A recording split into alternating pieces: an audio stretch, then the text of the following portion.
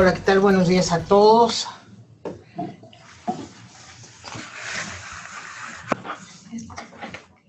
El tema que nos toca discernir el día de hoy es sobre sedación y analgesia en el paciente con enfermedad por SARS-CoV-2 o enfermedad COVID-19. Si nos ponemos a buscar bibliografía del tema y me di a la tarea de dirigidamente buscar sedación en UTI o pseudoanalgesia en UTI y COVID y revisando en PubMed, únicamente hay 10 artículos, de los cuales en realidad uno trae alguna sugerencia en específica y esa sugerencia en realidad no tiene nada, mucho que ver con lo que en realidad hacemos.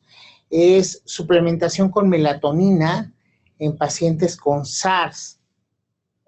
Hasta ahí.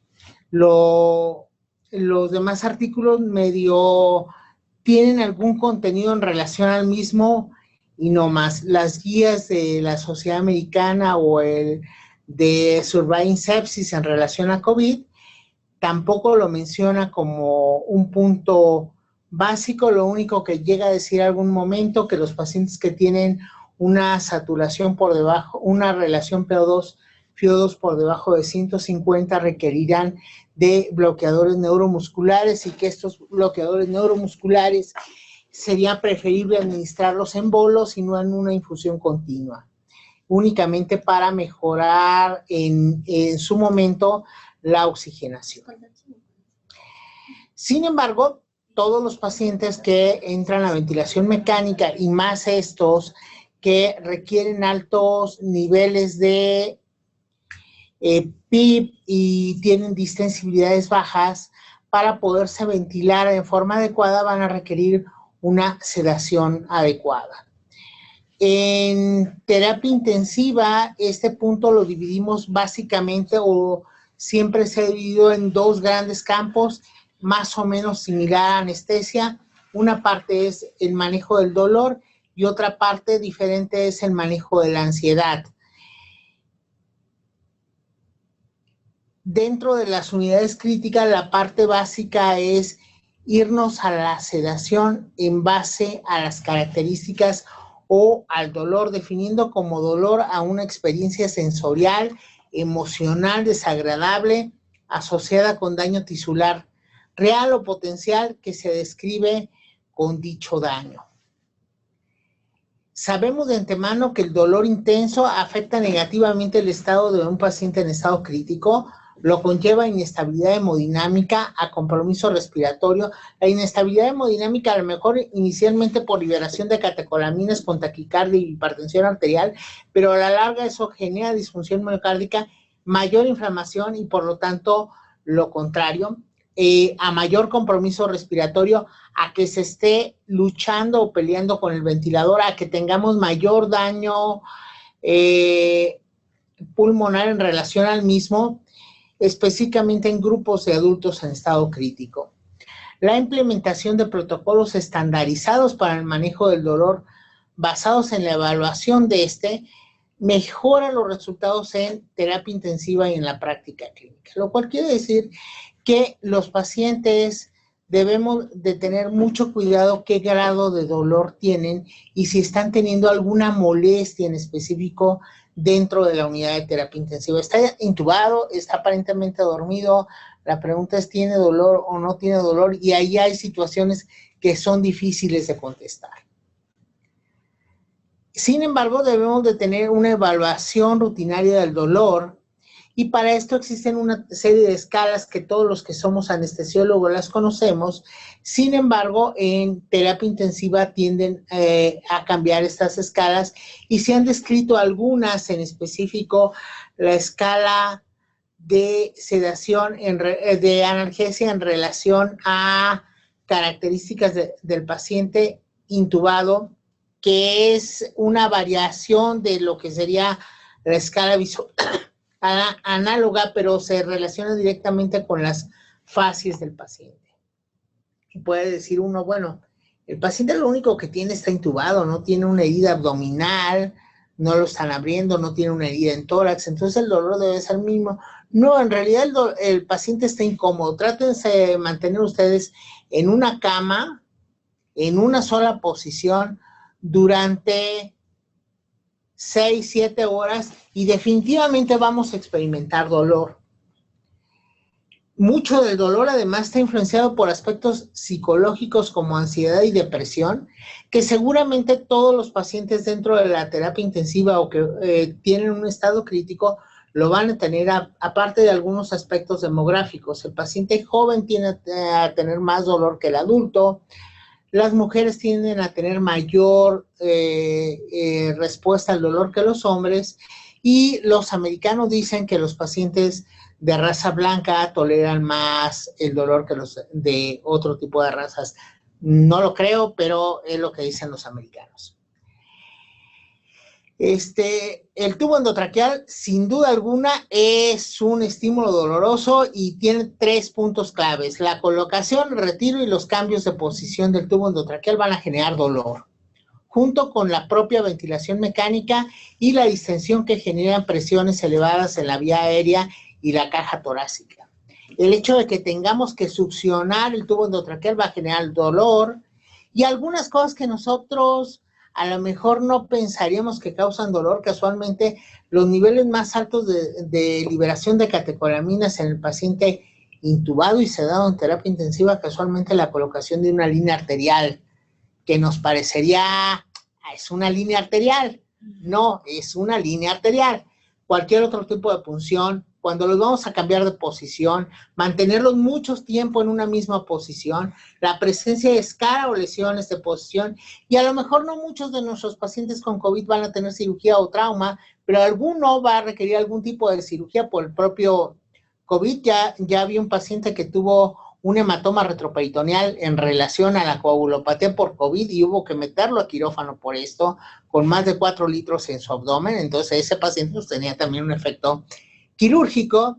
Y la administración, y un punto importante, podríamos decir, bueno, le voy a colocar una línea arterial. Antes de la línea arterial le pasó un extra de fentanil o de remifentanil, y casualmente el administrar opioides antes de un procedimiento incrementa los niveles de dolor en un estudio bien controlado en los pacientes de terapia intensiva relacionado por la hiperalgesia con opioides. Entonces lo que se recomienda es que previo a la realización de un procedimiento invasivo se realice un tipo de analgesia preventiva, ya sea a través de cualquier otro AINE o la colocación de anestésico local. Si está sedado, si está dormido, pero le va a doler, y le va a doler que le ponga un catéter central o una línea arterial o le coloque una sonda. El colocarle algo de anestésico local creo que no nos interrumpe y es relativamente fácil y hay que tomarlo en cuenta. Eso también nos sucede mucho en anestesia. Le voy a colocar una línea arterial, ya está dormido,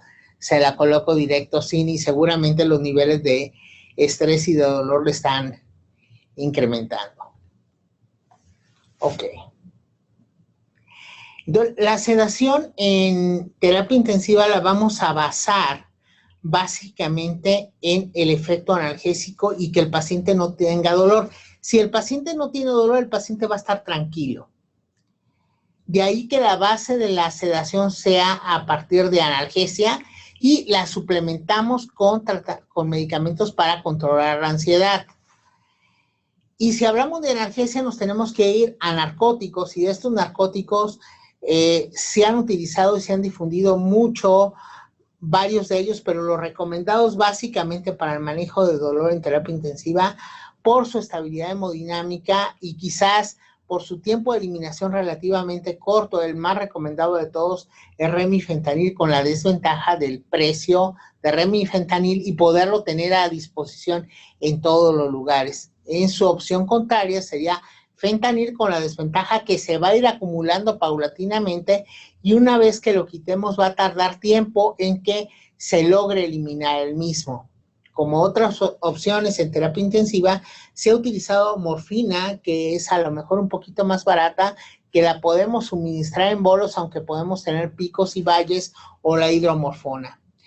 buscando dirigidamente algunos otros opioides que normalmente disponemos en México y utilizamos, buprenorfina, tramadol, nalbufina, etcétera. No encontré en la literatura ningún dato que sugiera la utilidad de estos. En lo personal, siempre utilizo como analgésico en terapia intensiva fentanil. Cualquiera de ellos puede llegar a ser útil, y el uso de un analgésico del tipo opioide en lugar de un sedante para alcanzar un nivel adecuado de sedación. Esto es que no tenga dolor y que el paciente esté tranquilo. No teniendo dolor, muy probablemente el paciente va a estar tranquilo.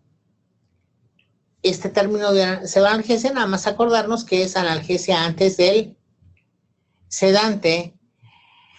Tiene ciertos puntos importantes el administrar junto con el opioide algún otro tipo de medicamento con la finalidad de mantener la analgesia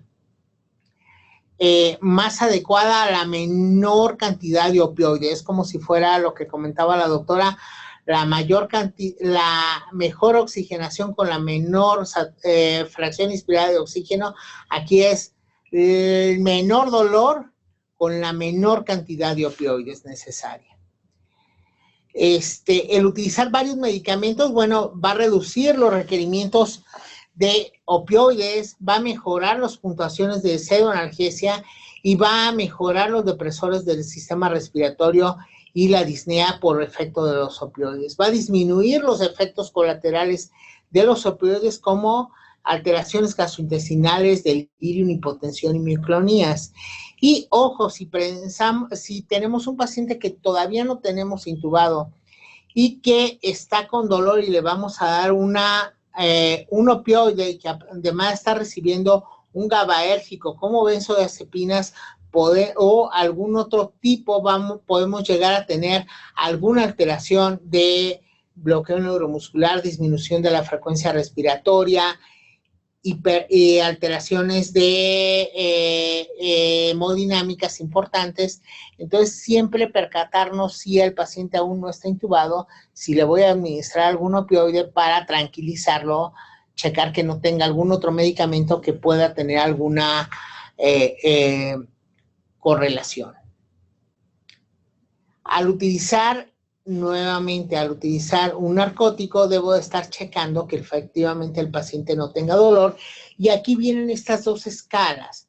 La escala conductual de pacientes intubados o BPS, la escala conductual de pacientes intubados y la herramienta de observación de dolor en pacientes de unidades críticos. Son similares al EVA y al ENA, pero específicamente para el paciente en terapia intensiva, y los valores son muy similares, tienen muy buena relación, y lo ideal es tenerlos con una escala de dolor relativamente baja. Relativamente baja me refiero a menor de 3. Cuando intento utilizar una analgesia multimodal, mi idea es reducir el número de analgésicos. En terapia intensiva ha sido buena idea. Sin embargo, nadie lo ha logrado demostrar como tal que pueda ser útil.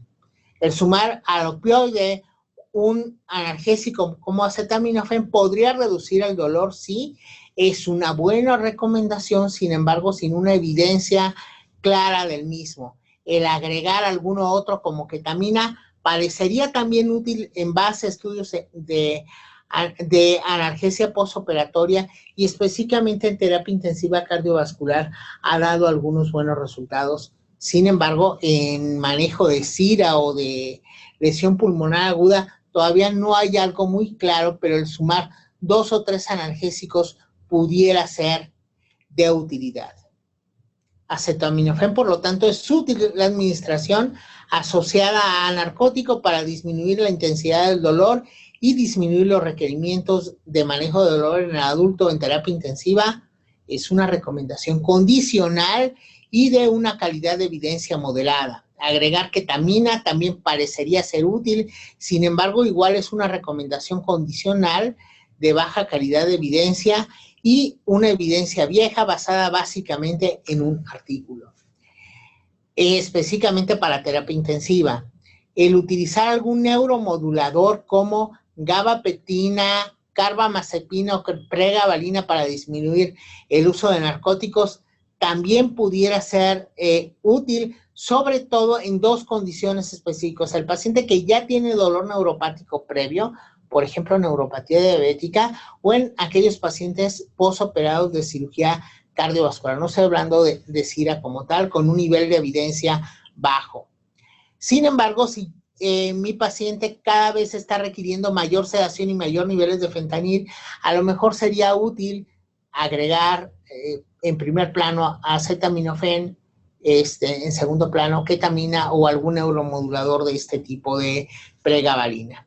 Lidocaína, igual en base a estudios en anestesia, parecería ser útil en terapia intensiva únicamente. Hay 2 estudios que no lograron demostrar una disminución real del uso de narcóticos en pacientes con lesión pulmonar aguda. Por lo tanto, algunos sugieren que tiene baja nivel de evidencia y además los efectos cardiotóxicos de la lidocaína podrían ser no adecuados para.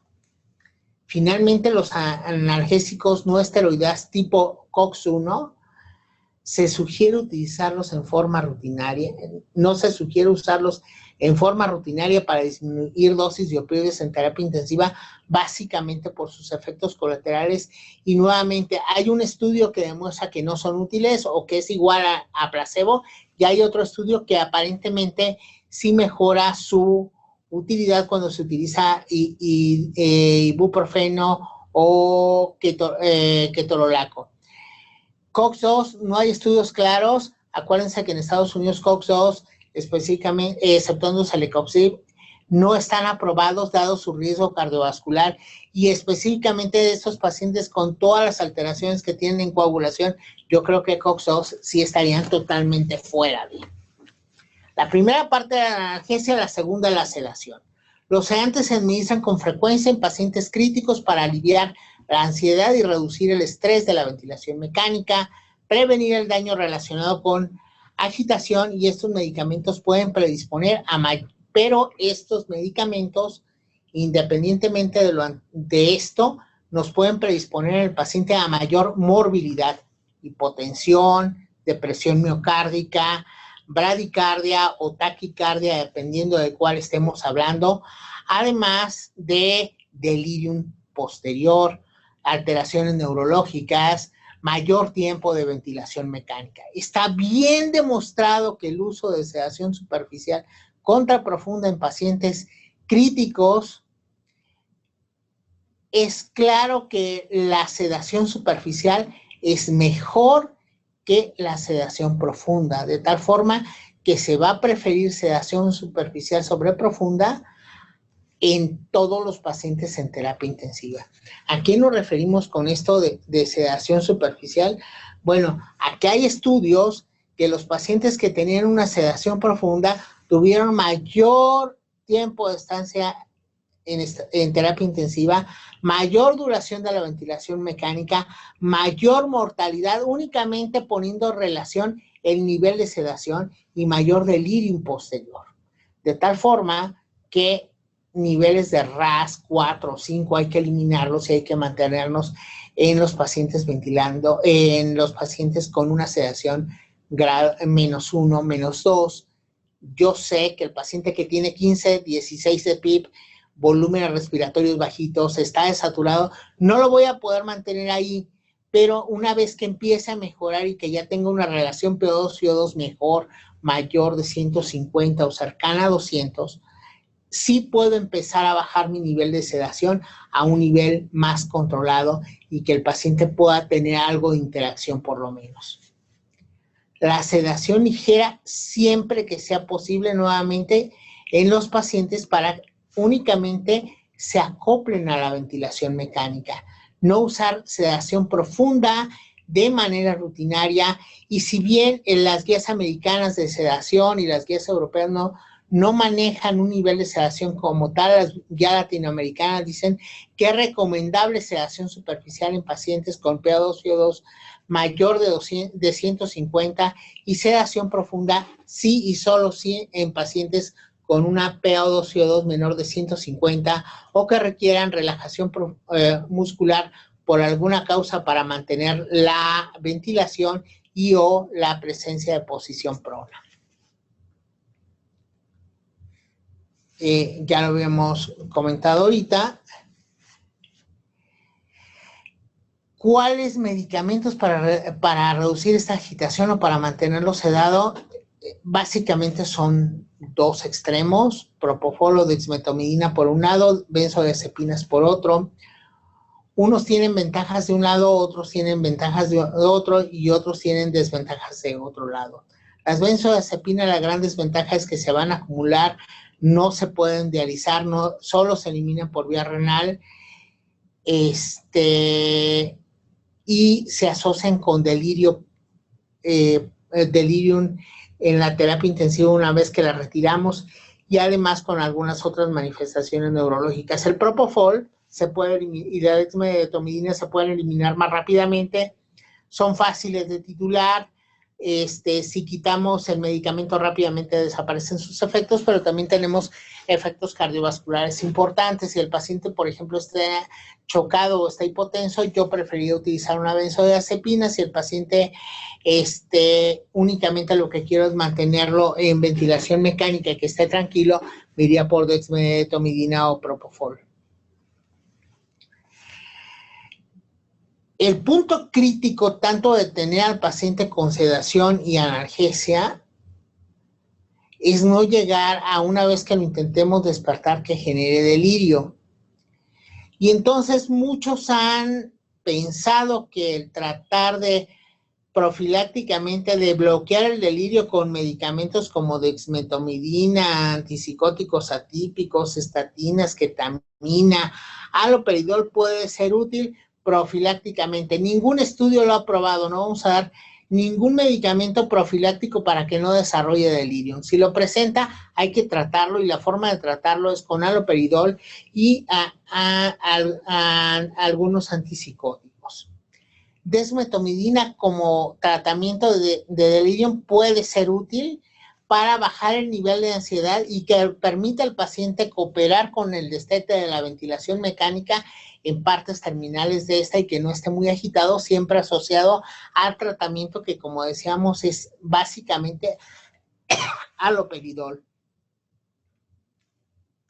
Siempre que estemos despertando al paciente para que empiece a interactuar, hay que acordarnos de vigilar bien este punto de delirio y tratar de solventar cualquiera de los puntos de esta regla mnemotécnica de la A a la F para tratar de evitar que desarrolle el delirio y con esto nos afecta al propio destete y al resultado final del paciente.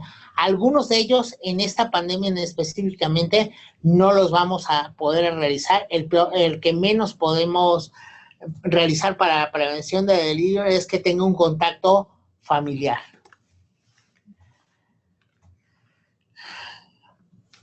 ¿Cómo vamos a monitorizar la sedación? En todo paciente es otro signo vital. La analgesia es otro signo vital. Es tan relevante cualquiera de las dos como la presión arterial, la frecuencia cardíaca y la saturación. ¿Cada cuánto la voy a monitorizar? Idealmente, cada que vaya a tomar signos vitales y estar viendo a mi paciente. ¿Cómo la realizamos? Hay varias escalas, pero quizá la principal y la más fácil de utilizar, que todos conocemos, es la escala de RASS, que tiene un punto de alerta en 0 y de allá hacia arriba, +1, +2, +3, +4, esos no los queremos ver. El paciente está ansioso, agitado, muy agitado, peleándose, dándole golpes a la enfermera, gritando, con pesadillas, etcétera, etcétera. Y del 1, -1 al -5 tenemos el paciente adormilado. Quizá la mejor situación sería que el paciente esté con sedación ligera, esté dormido, pero que si nosotros le hablamos, despierte y coopere. Una sedación moderada pudiera ser también útil. Sedación profunda o muy profunda, únicamente, ya dijimos, pacientes que tienen alteraciones importantes de oxigenación o fases iniciales de fases críticas de la enfermedad, pacientes que están en prono o que requieran algún relajante muscular. Siempre hay que observar datos de agitación, pedirle al paciente que abra los ojos, estimularlo de alguna forma y tratar de mantenerlo lo más en el medio ambiente, como leerle algún documento, decirle cuál es la fecha, saludarlo, ser amable con él, etc. Siempre hay que vigilar el estado del paciente y siempre acordarnos que todos estos medicamentos tienen efectos colaterales y que pueden afectar directamente tanto las condiciones de hemodinámicas como de oxigenación y de función a otros órganos. Además de que no se sabe específicamente si estos medicamentos puedan tener o no alguna relación específica con la propia actividad del COVID. Dentro de sedación, más de alguno ha intentado sedación en pacientes con lesión pulmonar aguda en base a bases anestésicos, y aquí hay un punto muy claro, no sabemos qué interacción tenga el virus con estos gases anestésicos. Resumiendo, la sedación puede causar hipotensión, hay que mantener la presión arterial, hay que estarlos valorando continuamente. La sedación en bolos, a lo mejor no es una buena idea porque estamos teniendo valles y picos y valles.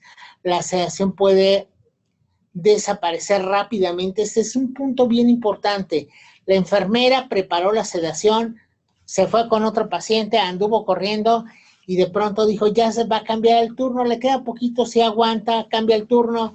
Nadie se dio cuenta, pasó una hora y el paciente ya estaba peleándose, luchando con el ventilador y el paciente está mal. Es igual que los vasopresores.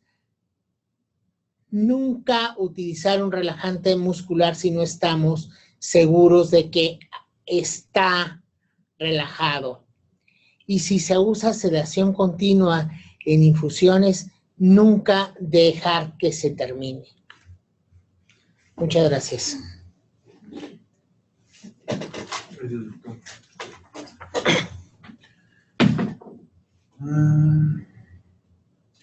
¿Hay preguntas para los doctores?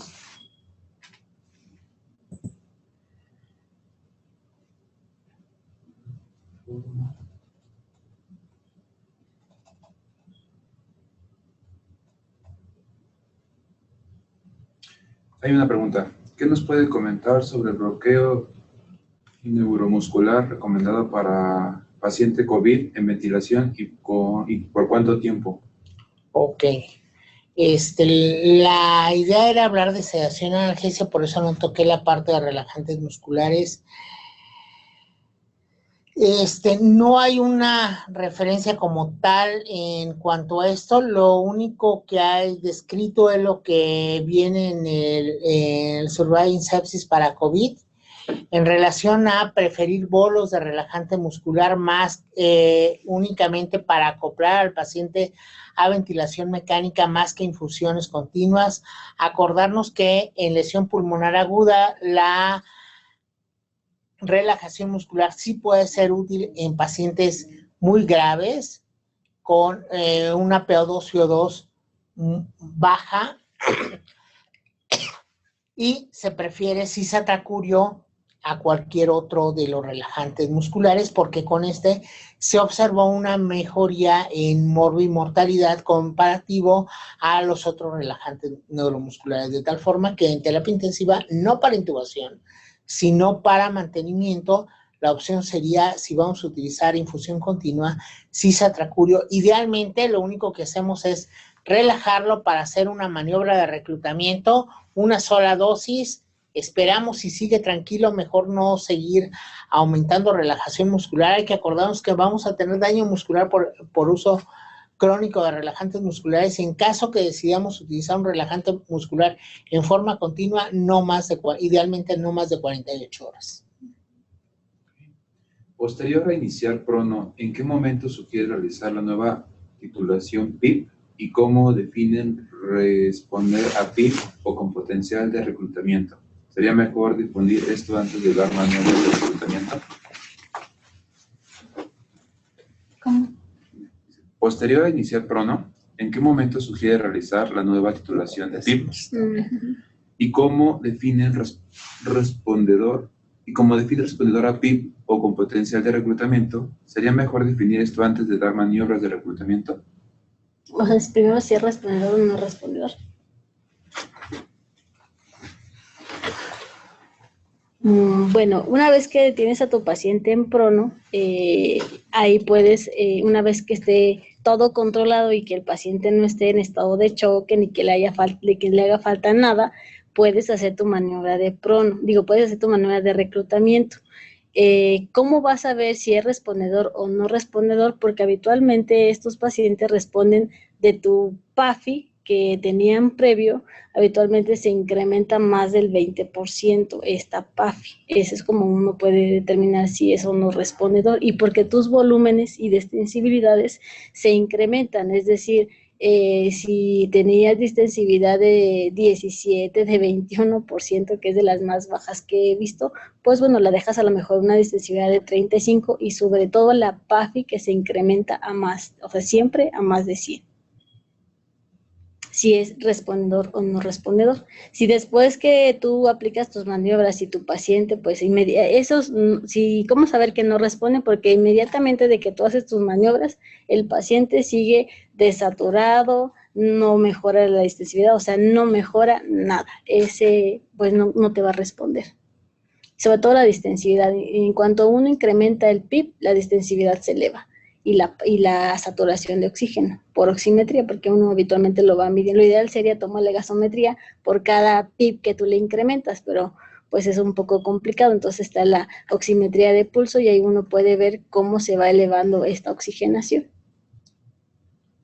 Muchas gracias, doctora. Alguien levantó la mano. Colín, ¿está activo tu micrófono? ¿Puedes hablar, por favor?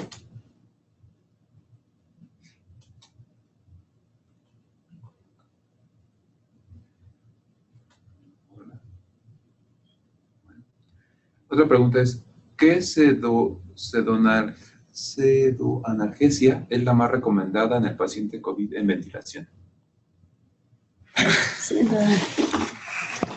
No hay ninguna guía específica que nos diga cuál de ellas es más útil. Lo que les decía ahorita, entonces tenemos que utilizar las guías normales. De entrada, si lo tengo disponible y el paciente está hemodinámicamente estable, sería Propofol más remifentanil. Sí lo tengo y está hemodinámicamente estable. Si no tengo eso, me tendría que ir a otros. Si el paciente está hemodinámicamente inestable, la idea sería igual un narcótico más midazolam. Ketamina, suplementarlo cuando los requerimientos de esto empiecen a incrementarse o cuando tengamos niveles de hipotensión importantes y que preferamos utilizar ketamina a midazolam o combinaciones de ketamina a midazolam para mejorar que no nos incrementen tanto los niveles de vasopresor que estamos utilizando. Colín, ya puedes hablar.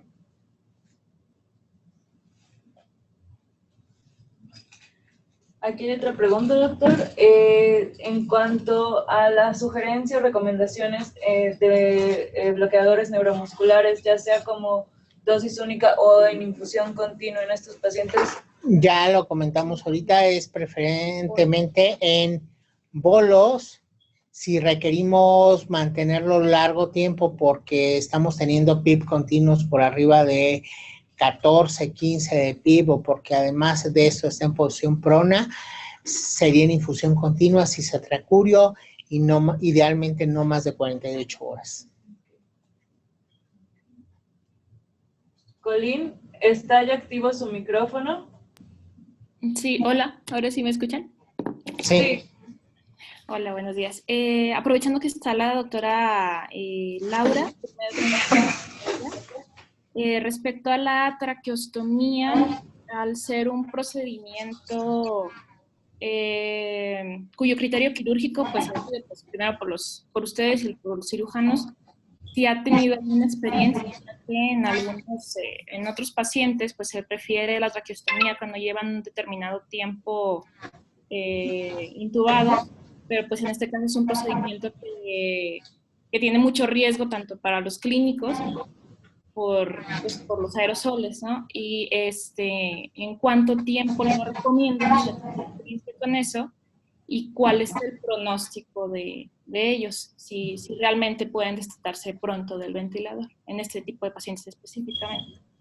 Y después una pregunta para el doctor Leal, si hay algún tipo de diferencia en cuanto a la sedación para un paciente tipo L o tipo H, o es igual basado para todos, el RAS para todos, o hay algún tipo que le beneficie más a alguno o a otro. Gracias. Pues mire, efectivamente es un poco difícil que los otorrinos y que los cirujanos pues pasen a hacer una traqueostomía en un paciente de este tipo. Entonces, nosotros nos hemos, pues la meta, como es un paciente que dura pues mucho tiempo en que el pulmón se vuelva a sanar, pues habitualmente el promedio de extubación de los pacientes es después de los 17 días, que estamos hablando ya de una ventilación prolongada, que teóricamente pues sería, nuestro límite sería 21 días para extubar a un paciente, siempre y cuando pues sí cumpla pues todas las pruebas que habitualmente nosotros le hacemos para evitar el fracaso. Pero sí, hasta ahorita no se ha podido concretar una traqueostomía, y nuestro límite ha sido en promedio 17, 19 días de ventilación mecánica. Ok, gracias. No hay al momento ninguna diferencia en cuanto a sedar a un paciente en cualquiera de los dos fenotipos de COVID. En cuanto a en la parte de ventilación mecánica, la sedación sería prácticamente la misma.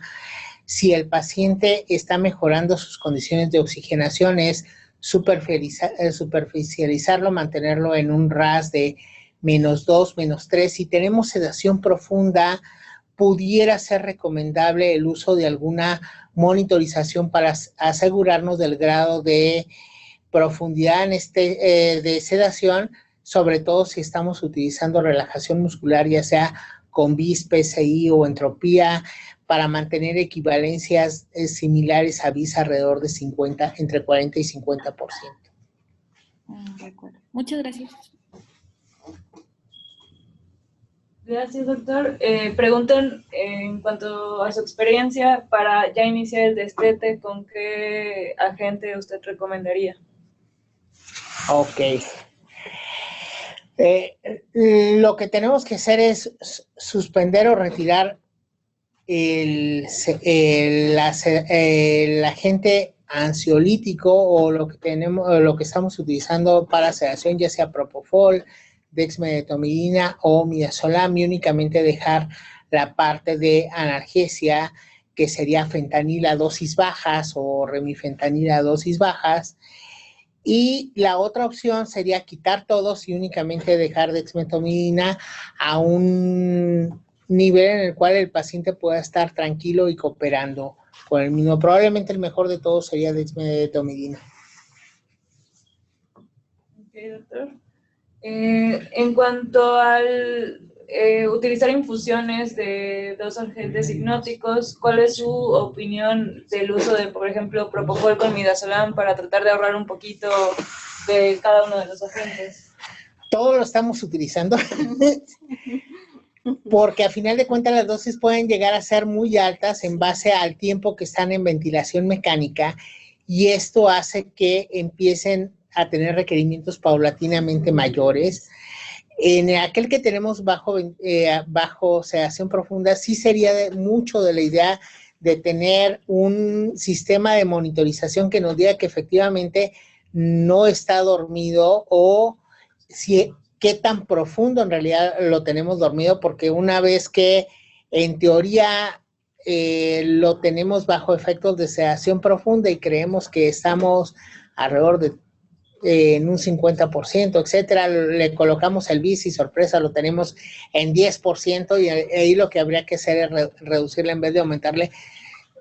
Yo creo que todo lo hemos hecho. Midazolam, Propofol puede ser una opción, Propofol, Dexme es otra opción, Propoqueta Fenta es otra opción. Sin embargo, como tal, no hay ninguna guía que nos diga, ninguna evidencia que nos diga que esto es adecuado. Y en cuanto al realizar ventanas terapéuticas para estar evaluando el estado neurológico. Sí, y definitivamente sí. Yo creo que es de los puntos, igual que ventilación de protección, claramente es una recomendación 1A o 1B, en la cual si el paciente ya está mejorando su oxigenación, idealmente tenerlo en nivel de sedación -1, -2, y por lo menos 1 o 2 veces al día, despertarlo, ponerlo en relación o en contacto con el medio ambiente y regresarlo nuevamente. Definitivamente sí. Esto está siendo sumamente difícil, sobre todo en unidades de terapia intensiva grandes en las cuales hay poco personal, porque simplemente no alcanza el tiempo ni el personal para que alguien esté vigilando directa. No hay una enfermera por paciente, y el hecho de intentarlo despertar pudiera llegar a ser tan peligroso como que el paciente se autoextube. Entonces, nos hemos estado cruzando con niveles de sedación muy altos, por arriba de en realidad donde los deberíamos de tener, básicamente porque el residente lo quiere tener lo más tranquilo posible, sin que se mueva, sin que haga absolutamente nada, y que ese sea el menor de los ruidos que le presente. Obviamente, seguramente eso va a tener reflejo en partes posteriores de manejo, y la sedación, como que alguien llegó, la puso a tal, con eso se quedó planchado y se olvidó de ella. Los siguientes 3 días siguió manejando el ventilador, siguió manejando todo lo demás. Ojo, hay que estar viendo la sedación. Ayer en la tarde tuve una discusión fuerte con mis residentes precisamente en relación a ese punto. Me encontré a todo mundo macrosedado, y resultaba que en las últimas 48 horas no habían tenido ningún movimiento de la sedación, y evidentemente no es lo que buscamos. Claro. No sé, doctora, ¿usted quisiera agregar? Ok. También preguntan en cuanto a su experiencia o sugerencia para el uso de buprenorfina como analgesia en terapia intensiva. Yo ninguna experiencia.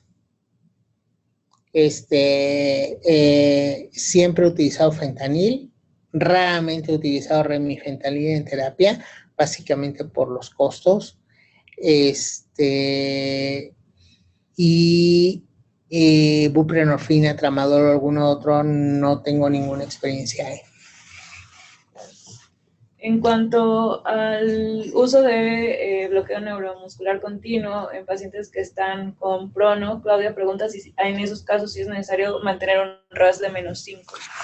Una sedación profunda en -4, -5 es indispensable estar asegurados antes de relajarlos. No se vale relajarlos y que estén superficiales, porque la relajación por sí sola va a generar ansiedad, va a generar hipertensión, va a generar taquicardia, va a generar liberación de histamina, va a generar un montonal de cosas asociadas a ellas. No es infrecuente que de pronto, el paciente mejoró la oxigenación, ya no tiene, por cierto, doctor, ya no tiene vasopresor, se lo logramos quitar por completo y está hipertenso. Estaba despierto y estaba relajado, igual que nos pasa en quirófano frecuentemente, que el paciente está hipertenso y lo que pasa es que nunca nos dimos cuenta que en realidad se había acabado el gas anestésico. Aquí es exactamente lo mismo. Bueno, yo quería comentar que, por ejemplo, la unidad de cuidados intensivos, nosotros nos apoyamos de Clínica del Dolor, y Clínica del Dolor sí ocupa mucho buprenorfina y tramadol. Buprenorfina 900 microgramos, por ejemplo, en los pacientes que están pues muy sedados, por ejemplo, el paciente que está en prono y todo esto, y eso porque pues nosotros no tenemos pues fentanil ni otra cosa, entonces ahí sí no lo conocemos muy rara vez.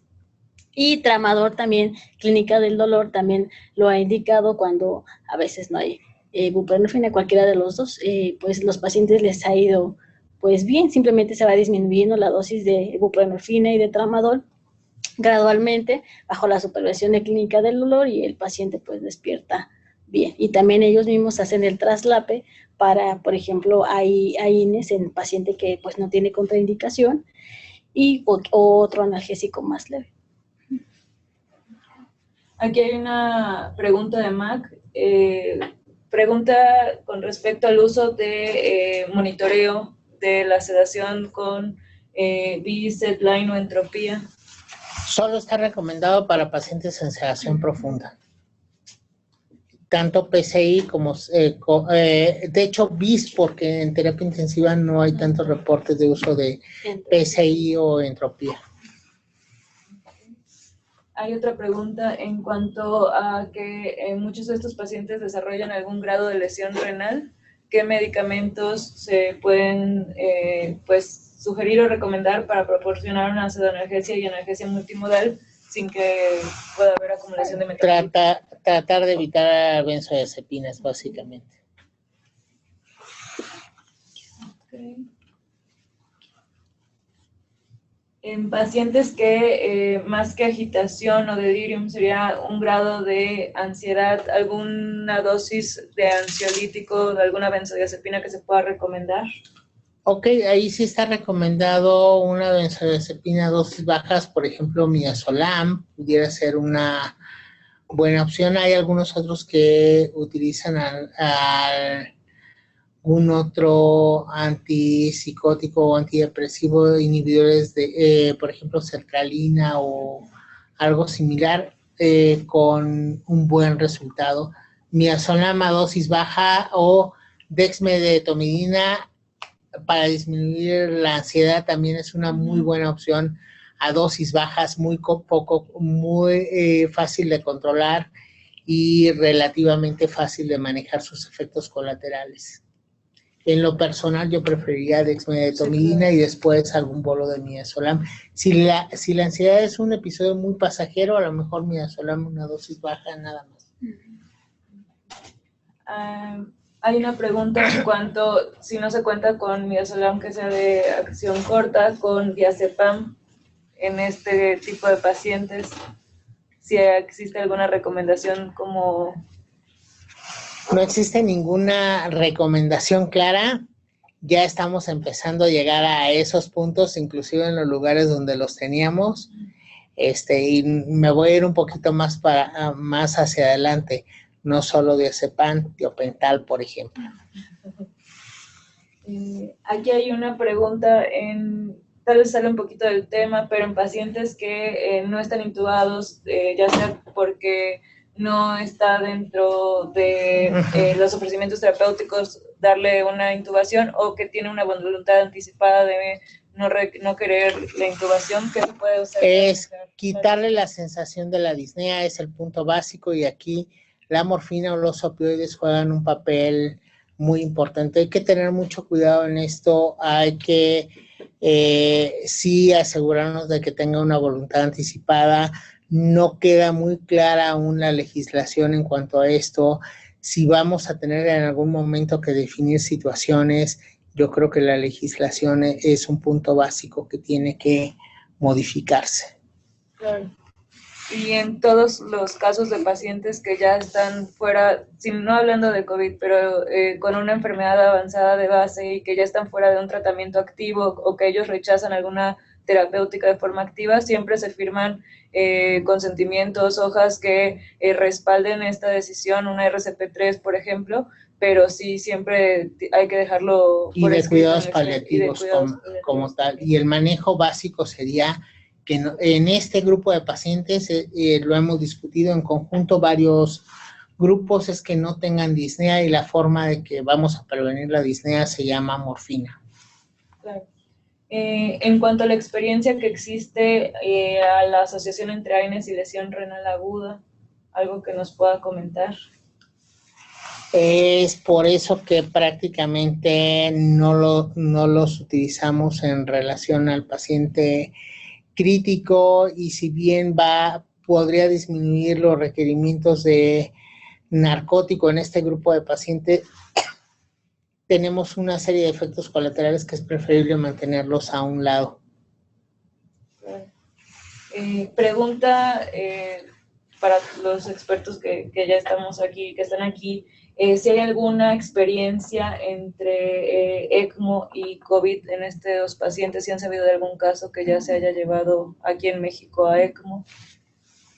No en México, fuera del país sí. Tengo algunos conocidos en Nueva York que en sus unidades de terapia intensiva se han metido a los pacientes a ECMO como rescate con buena respuesta. Evidentemente aquí no hay una forma adecuada, una forma disponible en mi hospital específicamente no tenemos ECMO. Yo creo que es de baja disponibilidad y un alto precio. ¿Sí me escucho? Sí, claro, doctora. Buenos días. Reafirmando lo que el doctor Leal acaba de decir, ciertamente son pocos centros los que tienen la oportunidad de manejar una membrana de oxigenación. La experiencia propiamente para pulmón no es tan buena, aún en los centros ECMO grandes europeos y de Norteamérica. La experiencia ECMO para sostener la función ventricular es buena. Creo que puede ser un área de oportunidad. Sin embargo, dadas las dimensiones de la pandemia, es mucho gasto. Una membrana para tener un 50% menos de posibilidades de rescatar a un paciente. Me voy a atrever a algo. Estamos hablando entre médicos, en teoría todos somos médicos, entonces sí por eso me voy a atrever a este comentario. Yo creo que la palabra ECMO la debemos de tener muy afuera de nuestro vocabulario porque puede llegar a tener alguna repercusión en el resto de la sociedad que de pronto, si bien no tenemos ventiladores y que todo el mundo está diciendo es que no hay ventiladores, ¿se imaginan la alarma que sugeriría si de pronto alguien dice no hay ECMO? ¿Cómo que no hay ECMO si es una terapéutica que ya están utilizando y funciona? Creo que sí nos meteríamos en un grave problema serio.